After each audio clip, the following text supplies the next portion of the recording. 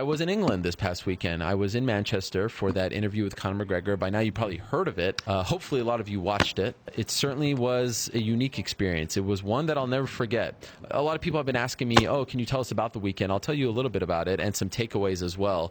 Flew out Friday night, got there Saturday morning, early Saturday morning. And I have to say this about the people who put it all together. This company called An Experience With. I mean, these guys are, and women as well, they are first class. I mean, I was blown away by how well they treated me, from everything, the accommodations, picking me up, and just, and you know what was amazing about them? I've never worked with these people before. Not once, contrary to what some people want you to believe, not once did they ask me, what are you going to talk to Conor about? Can you tell us some questions? Where are you going to go? What direction? What's the flow? They never asked me once. And I was actually kind of waiting for them to ask me. I was waiting for someone to be like, okay, so like, what are you planning on doing? They literally just gave me the keys to their figurative car and said, go ahead and drive it. Take it wherever you want to go. So kind of hung out for a little bit. You could tell like there was a massive buzz in the air. And so I went to the venue. This venue was like this open shell of kind of like a convention hall. Half of it was for this event. The other half was a bar mitzvah. So like when I went to the bathroom, I can hear Hava Nagila and bar mitzvah songs being played, which actually kind of put me a bit at ease. Not to say that I was nervous, but it was nice to hear. So I got there around 2 hours before. Way too early. I didn't really have anything to do. Went out, mingled with some of the fans. 5,000 people were there. I was told the most expensive ticket was $1,800 USD. There was a floor seating area with tables. People had dinner, food, dessert, all that stuff. And then there was stadium seating behind. So the cheapest ticket I was told was around 25 bucks USD to 1,800. 1,800 got you backstage to meet Conor afterwards and some other stuff. And so I got there around 2 hours early. Of course, Conor showed up a little late, which was fine. I was worried about the stream. I was worried about would people be able to watch this, because I know how these things go. I've been in the streaming business for quite some time. They are new to this. They've done these before with Stallone, Van Damme, Pacino, some boxers, some soccer players, but they never did it live. And like, for example, Stallone, I think they told me drew like 1,800 people. Conor drew 5,000. It sold out immediately, and that's why they added the live interview component. And I never saw Conor beforehand. Never said a word to him, never saw him with my eyes, never crossed paths, never talked to his people beforehand. So I was joking that it was sort of like our wedding day. We didn't want to ruin anything behind the scenes, so we wanted to go out fresh in front of everyone. And I got to tell you, so they send me out there to kind of intro the whole thing. Then they play this video package, and it felt like he was about to fight. They played his intro. They had Buffer introduce him via some sort of audio thing. I mean, he wasn't there live, but clearly recorded. They had this video of him arriving, and it felt like he was about to fight, because these are the sounds that we hear before he fights. People are chanting ole ole. The atmosphere, people are standing on their chairs. The atmosphere was insane. The buzz was, I mean, I've never experienced anything like this for an interview. And so everyone's super pumped. He comes out, and the people are losing their minds. And that's why I actually, if you saw it, had to tell everyone to sit down and just chill, because they were rushing the stage. And I was afraid that no one would be listening to us, that they would just be chanting, singing, yelling things at him. But for the most part, they seem pretty quiet. At times it was hard to actually hear him because of how loud it was, but I didn't get any complaints about that from anyone in the stands. So we sat down, we had a 1 hour or so conversation, and I'm usually pretty critical of myself when it comes to interviews. I always think afterwards, like, oh man, I should have asked this, I should have went there. But to be honest, with an hour, I feel like we covered a lot. And there was a lot to cover, because as I said to him at the top, he was, he's been relatively quiet these days. And there have been opportunities for him to speak up. Losing the featherweight title, Floyd Mayweather stuff, there's been opportunities to say things. And he's kind of remained relatively quiet, and maybe that helped our cause on Saturday night. I thought he was open. To me, the big takeaways were this. He put out that Instagram post where he was like, F UFC, F boxing. And I didn't see it because there was no reception in the venue. And so I could imagine if someone saw that, they would think, oh man, he's going to blast the UFC, he's going to blast Dana White. And I actually was disappointed when Dana was asked about this afterwards. Just the Instagram post was mentioned, which is fair to ask about. But if you actually listen to the interview, I thought that he went out of his way to be friendly to the UFC, that he went out of his way to be friendly towards Dana White, almost to extend an olive branch. I thought that, he kind of changed his tune on the whole, I want them to meet with me, Patrick Whitesell and Ari Emanuel. I thought he went out of his way to cement Dana as the man. going out of his way to say, you know what, I could probably do this Floyd fight without the UFC, but I want them to be a part of it. I've done great business with them. If you actually listen to the interview, I thought that he was very friendly towards the UFC. That surprised me right off the top. I thought, given the title, vacating the title, relinquishing the title, whatever you want to call it, given, the offer, the $25 million, I thought maybe that it would be a little more adversarial, maybe a lot more adversarial.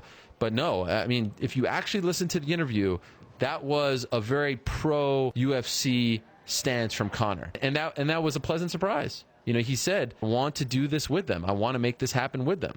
He also said he still hasn't met them, but he kind of backed off on that being a major issue for him. Even when asking him about the shares in the company, kind of backed off a little bit on that as well. It was very clear to me that he wanted to talk about Floyd Mayweather, that he wanted to push that fight, that was almost his agenda. He wanted to get it out there, and that's fine. He said that the next time that we are going to see him compete will be in a boxing ring. He said that he thinks that this fight will happen by late 2017, early 2018.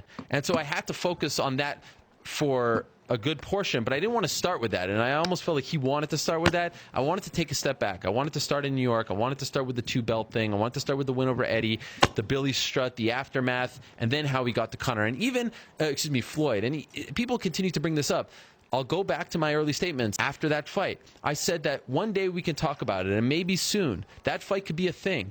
But I felt like talking about it right after the win over Eddie Alvarez was a mistake because we weren't appreciating the moment. We're always talking, and he's the guy who was saying that before the fight. Let's talk about the moment. Let's stop talking about what's next. History was made. Biggest stage, New York event, broke the gate record. Let's enjoy that for a second. I never said that this will never happen. It's crazy. It's ludicrous. It's insane. It's still a long ways away.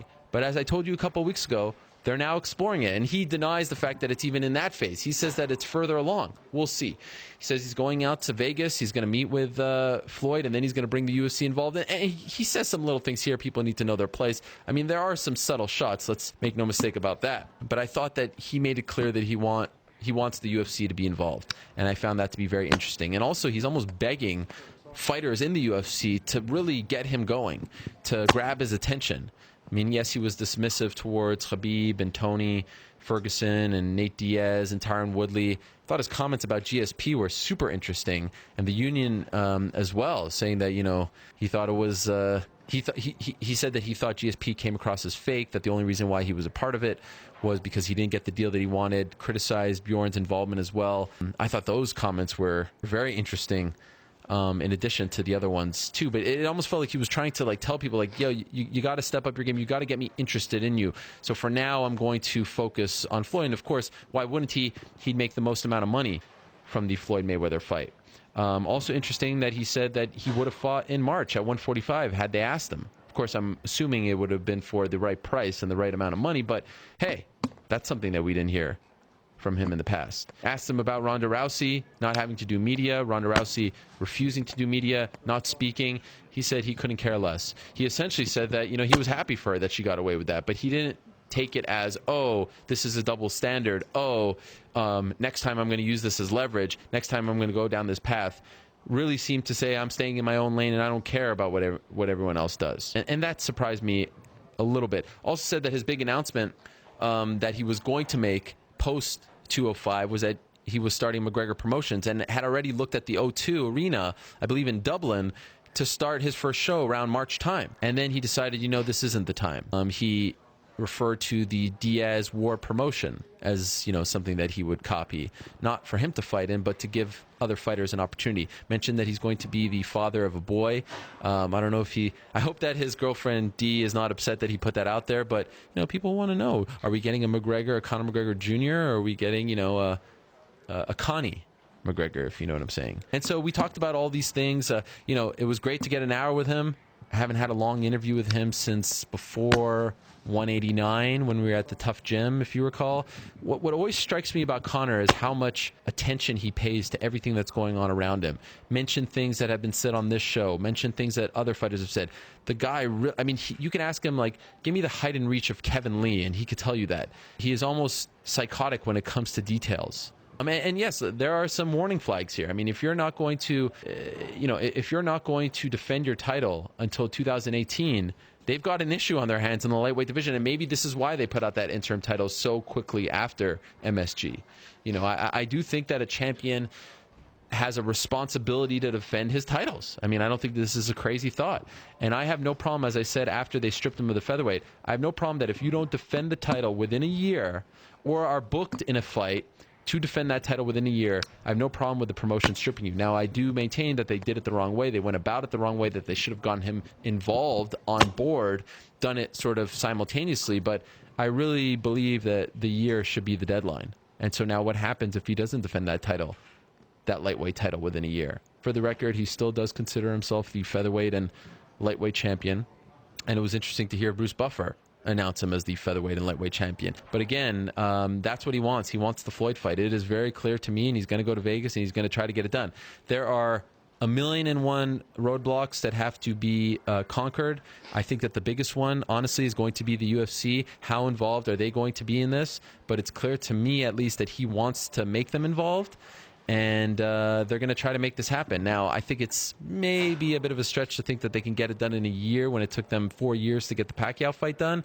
But hey, when rich people want to make a lot of money and they're kind of determined to do so, don't doubt them.